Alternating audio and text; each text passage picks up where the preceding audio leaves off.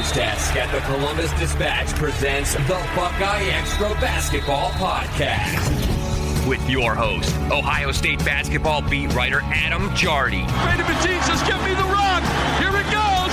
Up and away. Slam jam bam. And now he does a little dance. Now, the BuckeyeXtra Basketball Podcast. Hello, everyone. This is Adam Jardy from the Columbus Dispatch. Today is Saturday, December 20th, 2025. It's my official duty to welcome you into episode 517 of the BuckeyeXtra Men's Basketball Podcast. Welcome to Jubilation City. Might need to change the intro after this one. I'm coming to you from State Farm Arena here in Atlanta. If things sound weird, I'm in just a random room I was able to corral. Wanted to get this podcast out to you with as little delay as possible. Final tonight, or this afternoon rather, here in Atlanta. Ohio State 70, North Carolina 71. The Buckeyes trailed by as many as 11, had a 3-point lead in the final minute, and then were unable to close it out while taking what is now a second 1-point loss of the season. This is Ohio State's fourth 1-point game of the year. Buckeyes are now 2-2 in those 1-point games. And this one's going to sting. And I'm bringing you a little bit of a different workflow after this game, just based on some of our weekend staffing and trying to make sure that I get this podcast to you without like a crazy delay. So just finished up interviews a couple of minutes ago. I spoke with Jake Diebler, Devin Royal, and John Mobley Jr., and I will have lots to write in the next 24, 48 hours coming out of this game, analyzing everything that happened. I don't have all my interviews transcribed yet. This is going to be a little bit more kind of flying from the hip, I think, just kind of based on how this day has played out. A couple of immediate things here right off the top. Obviously, Ohio State made a change in starting lineup. Amari Bynum started in place of Brandon Knoll. All 5 Ohio State starters scored all 70 points for Ohio State. The Buckeyes got 0 bench points.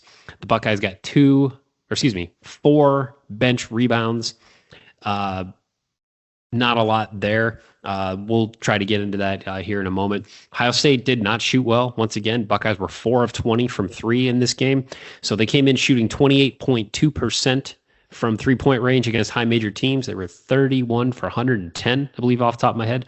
Buckeyes went 4 of 20 in this game. However, they did get one huge one late that very nearly ended up being the game winner from John Mobley Jr. Ohio State got a double-double from Christoph Tilley. He had 12 and 10, despite going 0 of 3 from 3. Devin Royal had 18 and 8. Really seems to be settling in and playing some high-level basketball right now, not getting enough help all around. Amari Bynum had 11 and 6. John Mobley had 13, and Bruce Thornton had 16 on 16 shots. He added 4 rebounds, 4 assists, no turnovers. Ohio State only had 6 turnovers in this game. So I'm just going to hit on a few quick thoughts here in a second, and then we're going to move this podcast along. But before I do that, I want to remind you can subscribe to the podcast on Apple, Spotify, YouTube, wherever you enjoy your favorite podcast. If you subscribe, you'll automatically get the newest ones just as soon as our web team's able to grab them and publish them. In this case, shout out to my guy Bryce. Bryce Houston is handling this podcast for us and making sure it gets out there. So if you're subscribed, you'll automatically get the newest ones. I already said that part. While you're subscribing or downloading, please leave a review. Please click 5 stars. Please consider telling a friend. Thanks to everyone who's taken the time to do all those things. And shout out to Tom and Jane H., longtime loyal listeners, one-time texters, RIP the texting service. Would love to get that back. Just longtime big Buckeye fans, and they've been so kind every time we've crossed paths and got to see them before the game, and that was really cool. So I appreciate all your support and all your listening to the podcast. Hopefully you guys enjoy this lunch as you're listening to this one. So let's go over this last sequence here of the game, and I'll share a couple of things that I learned through interviews. Ohio State had not held a lead since it was 16-15 early in or about midpoint of the first half. Devin Royal hit a 3 from the right wing that made it 16-14, and then Seth Trimble hit 1 or 2 free throws, make it 16-15, and then Trimble scored again to give the Tar Heels the lead. And from that point, Ohio State was chasing the game, and it really felt like the Buckeyes were in danger mode for much of the second half. but then just kind of kept doing enough to hang around. And then down 64-57 after a Caleb Wilson dunk from Henry Visar, just a big on big drive, dish, dunk, big play that put the Tar Heels up 64-57. And Ohio State steadied itself, got a stop. And then with 4:31 to go, Tilly found Amari Bynum for a 3-point play that pulled Ohio State within 4, and it would be within 4 points the rest of the way. The big play was a John Mobley 4-point play with 48.7 seconds left. He drew a foul on Caleb Wilson. He finished the game with 13 points on 3 of 11 shooting. He was 2 of 6 from 3, but he was perfect on 5 free throws, and he and I did talk about that. I'll be writing about that here soon. But he hit an early 3, and then he hit this 3. And in between, got to the line, but did not exactly play the most efficient game of the season. But he hits a 3 with the foul. Ohio State's up 70-67 with 48.7 seconds left. So Tar Heels come down, and they get the ball to Seth Trimble, who playing his first game in like 6 weeks. He had a big game. He finished with 17 and 3 assists, 1 turnover, played 36 minutes. So he scores. North Carolina calls timeout, 33.6 seconds left. And then here's where just like last time when Ohio State played North Carolina in this thing, the drama picks up for Ohio State, and it doesn't go well for the Buckeyes. Ohio State sets up its press break, rather, as the Tar Heels set up their press. And I asked Hubert Davis about that possession, and he talked about trying to make sure his guys, that they were aggressive. They were trying to make sure they got a steal. They didn't necessarily want to foul super early. He pointed to Ohio State being a good free throw shooting team, but they wanted to try to pressure and be aggressive, try to get a steal. And Ohio State had the ball. It was a bit of a frantic possession, dribbling around. And one of the immediate questions I got on Twitter was, why the heck didn't they call timeout? They had a timeout. How did they not call a timeout? So during the timeout before that possession, from talking to the players and from talking to Jake Diebler, it was repeatedly emphasized, we have a timeout to use and we have the possession arrow. So those things were outlined to the players on that possession. Now, ultimately, it doesn't go well, and they end up throwing the ball up the court. It gets stolen. They did try to call a timeout. It was not given to them. As I'm going to see who this was actually credited to. So I go into the play-by-play here.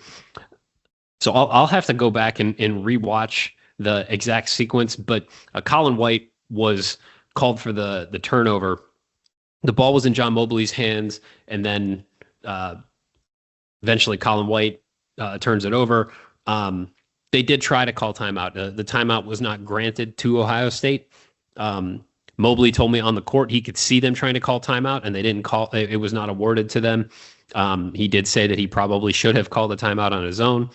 At any rate, possession to the Tar Heels. They bring the ball up. They call timeout with 18.1 seconds left, down 1. So Ohio State draws up its defense, and the ball is in Seth Trimble's hands. He slips, manages to hang on to possession just enough to then feed the ball to Henry Visar, who slams home a dunk to put the Tar Heels ahead 1. Just one of those plays where you're just like, he slips and you think, okay, it's over. But the ball makes its way right to a cutting Tar Heel who dunks it for Visar ended up. Henry Visar ended with 17 points, 10 rebounds, and was a menace to Ohio State for much of the game. Hit a couple of threes. That ended up being the game-winning bucket. So Ohio State comes down, calls timeout, 4.4 seconds left. And then the next thing that I was routinely, my Twitter page was being blown up about was, why did Ohio State have Bruce Thornton taking the ball out? What the heck were the Buckeyes doing on the final possession? It ended up with the ball to John Mobley going. They had a sideline out of bounds play. Bruce Thornton inbounds it, and Mobley's dribbling. He ends up taking a 3-pointer that maybe one more dribble could have gotten a better shot. He told me he thought it was in, and he thought it was online. It looked good, but it doesn't fall. Devin Royal manages to get the rebound, and tries to tip it back in, but it gets blocked by Caleb Wilson. Game ends just like that. 1 point loss for Ohio State. Tar Heels score 4 points in the final 33.6 seconds or so to steal the win, knocking Ohio State down to 8-3. So on that last possession, when I asked Hubert Davis what they were worried about, he said they were worried about Bruce Thornton. They were worried about trying to take him out of the play, and they said that when you have when a player like that is inbounding the ball, you worry about what action is going to be then run for them. Like that almost, he basically seemed to make it sound like he was more concerned about Thornton because he was inbounding the ball than if he wasn't inbounding the ball. The play that Ohio State ran on that final possession is something that they practice all the time. And it's not just, sometimes I think about plays from the perspective of like, when I was a dumb high school basketball player, like we didn't really run concepts or systems, we ran a play. And this was this sequence here, this last, and again, I have to go rewatch it, and I will here shortly. But there were a couple of actions that Ohio State was looking for on this play, and certainly North Carolina impacted a few things. But it's a sequence that involves, Bruce Thornton has an option. There's a Christoph Tilley option where they're trying to get him the ball. And then there's obviously a John Mobley option.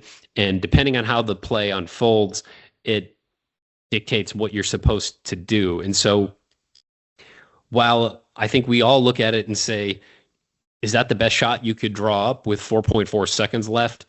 And Ohio State said like they could have gotten a better shot. That's just kind of how the play unfolded.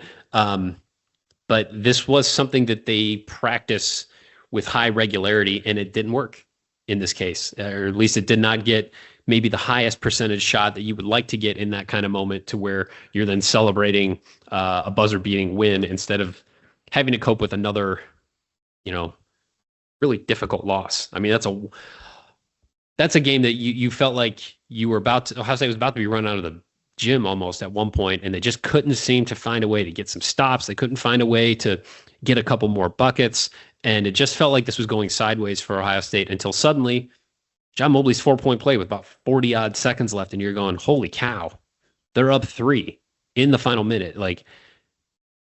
And this is a night where, Ohio State was 16 of 19 from the free throw line. North Carolina was only 7 of 13 from the line, but you're thinking, okay, Ohio State, as long as the Buckeyes don't give up a 3 here, they're going to go to the line. They're going to have a chance to extend the game. And instead, Carolina doesn't foul. Ohio State is not awarded the timeout. The ball gets turned over. Ohio State only had 6 turnovers in this game, and that was one of them. Carolina did turn those 6 turnovers into 7 points, but just a brutal, backbreaking sequence that just feels, for Ohio State fans, like I cannot imagine how deflated that has to feel. And I think the thing that really stings about it is I keep looking at this through the prism of, if this team had not lost to Pitt, how different would things feel right now? Because Ohio State's 8-3 right now with 3 losses by a combined 10 points, and 8 of those points were against Illinois at home. 2 1-point losses after what Ohio State went through last season it almost breaks your brain. And it does feel a little bit, you get the deja vu feeling, you get the Groundhog Day feeling a little bit. And so that leads me into probably my number one takeaway from this game, which is that somehow, some way, Ohio State has to find a way to break through in these moments. And I think that's probably certainly there's a coaching element to that. There's certainly an execution element to that. And then I think at some point, someone just needs to just stand up and be just make that next play that needs made. There were moments, so many moments in this game where it just seemed like, man, if one thing had gone the other way, maybe it would have been a different story for Ohio State. The sequence here in the final minutes.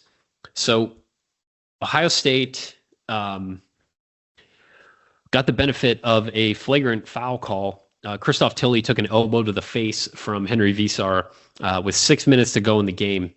And they reviewed it. They assessed a flagrant one. So Ohio State got 2 free throws. Tilly hit them both. Then Ohio State had the ball.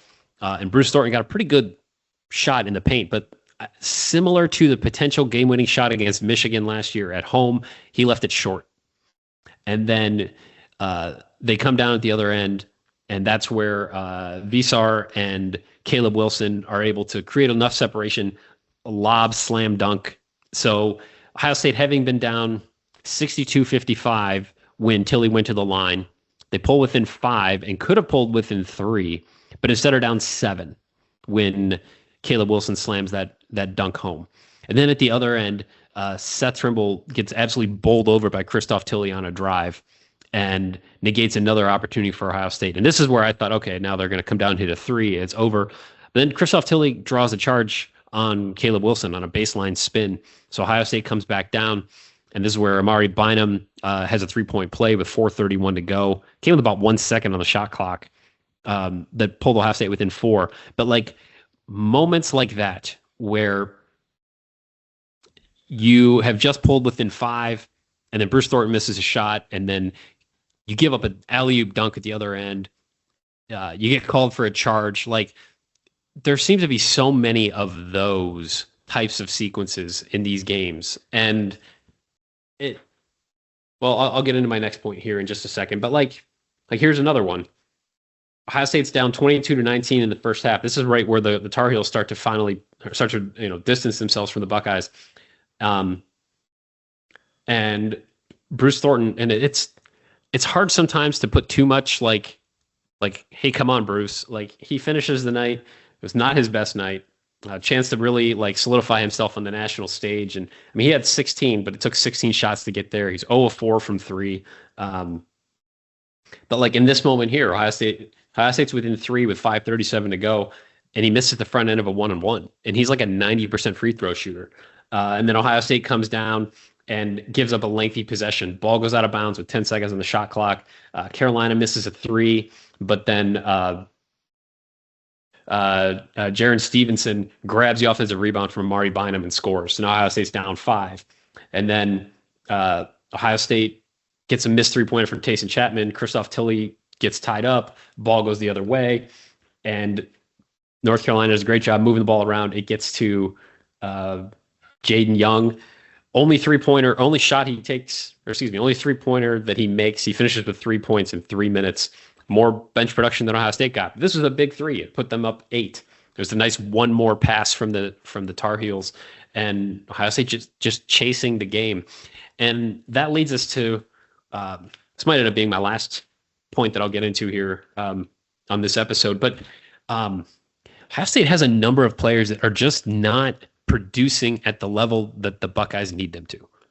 And when you look at across the board, with the exception of like Devin Royal getting 18 and 8 on 6 of 12 shooting, he was 2 of 2 from 3. Again, Ohio State 4 of 20. So everyone that's not Devin Royal was 2 of 18, and John Mobley had the 2 makes, but did have the late miss on that final possession. But you go down the roster here, and Brandon O gets moved to the bench. He plays 13 minutes. He goes scoreless. This is his 3rd scoreless game of the season. Has 1 rebound. 0 of 2 from 3. Colin White does not take a shot, grabs a rebound, has the turnover off the bench. Gabe Cupps with 2 fouls in 4 minutes and 55 seconds. And I'm curious about this real quickly, because for the hoped defensive presence that he can provide, Gabe Cupps right now is committing 5.9 fouls per 40 minutes. Every time he's in, he's just getting whistled for too many fouls. He had a sequence where he turned it over at the other end and then committed a foul on Seth Trimble on the breakaway that was a 3-point play. The game's tied at 17, and just had a really poor pass that was easily stolen, and then commits the foul on the break with 6:51 to go in the half that gave Carolina a 20-17 lead. He's not. It's not just one player. I mean, you can kind of go down the list. I mean, there's a lot of guys that need to be better. And the next thing that I keep hearing about from fans consistently is like, why is Christoph Tilley still shooting threes? He's 0 of 3 in this game. He's now 4 of 34 on the season. That's 11.8%. Teams are not guarding him at this point. The Tar Heels were sagging off of him. And frankly, for him to finish 4 of 6 from 2 against that kind of size, I think that's an encouraging sign. He's shooting 62.1% from inside the arc, but he's not this bad of a 3-point shooter for his career. But I did ask Diebler, like, he's got a tape job on his left hand. Like, is that impacting things? And he basically just said, like, he might need to start thinking more inside out, like see some go in from closer range. So maybe that basket doesn't look quite as small from the perimeter. But like, that's an issue. And you look at North Carolina, one of the things that I wrote down early on, like Henry Visar goes 2 of 5 from 3. And I just wrote down like their big man is making threes and Ohio State's not. Seth Trimble comes from the disabled list essentially and goes 3 of 5 from 3. And the Tar Heels were 8 of 27 from 3, 29.6%. But when Ohio State goes 4 of 20, shoots 20%, they don't have enough to close out a game like this. So I think there's a lot to unpack here, more than we can get into in just like one episode here of the podcast. And I will do my very best to dive into that here as I start writing these takeaways and breaking down these interviews. When I talked to like John Mobley about his shooting and about his season, and he talked about like understanding like he's got to be better and he believes that he will be better. He said it took him a game or two to kind of shake off the ankle injury in the Pitt game, but he's shooting 35.7% from 3. He's 25 of 70. Last year he was at 38.5%.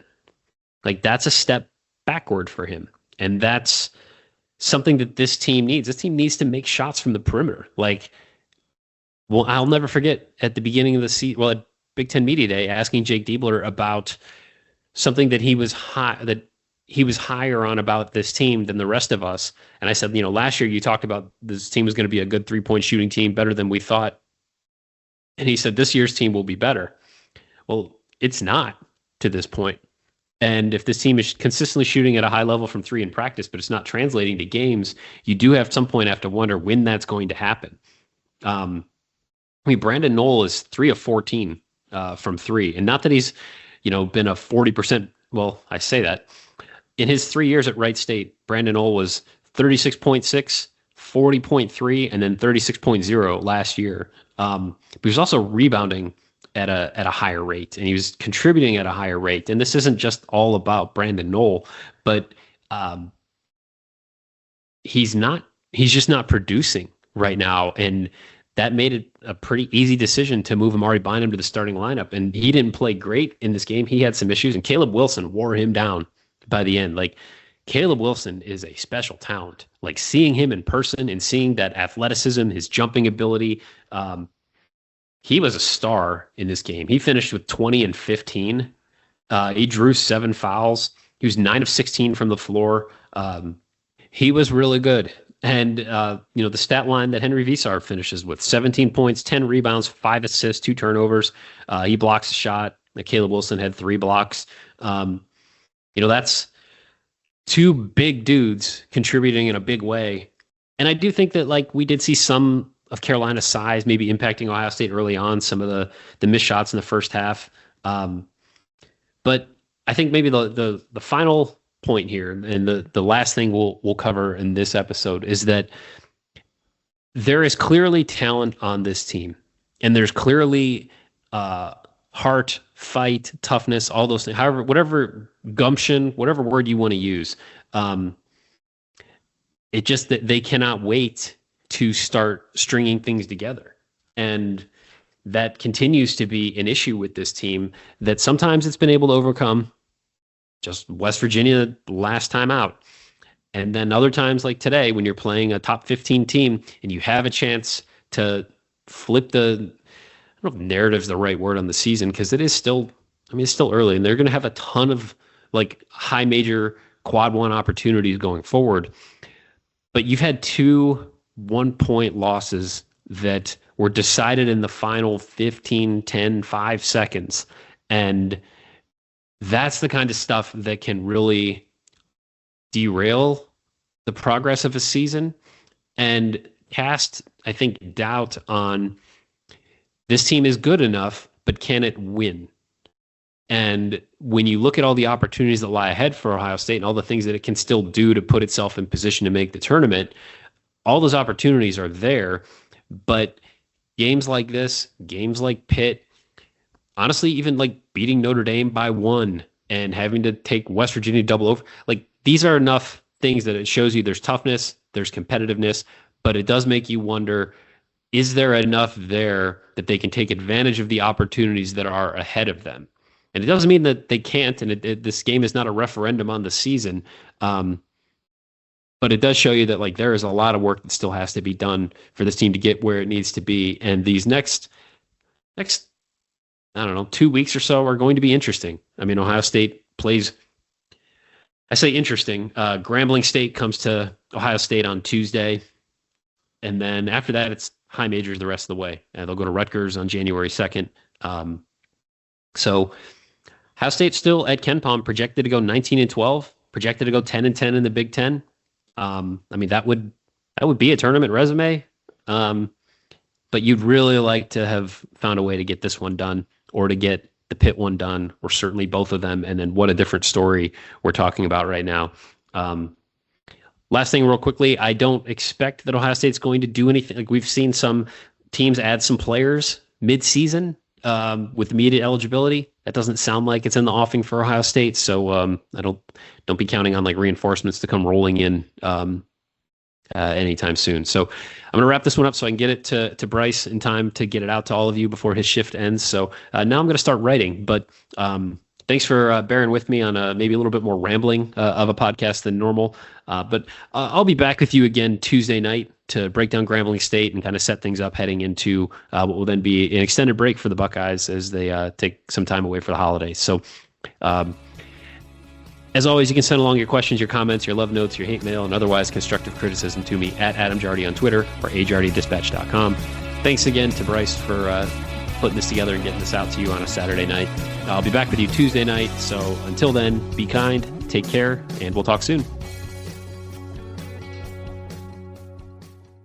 Be sure and subscribe to the Buckeye Extra podcast in the iTunes Store, the Google Play Store, or on Stitcher.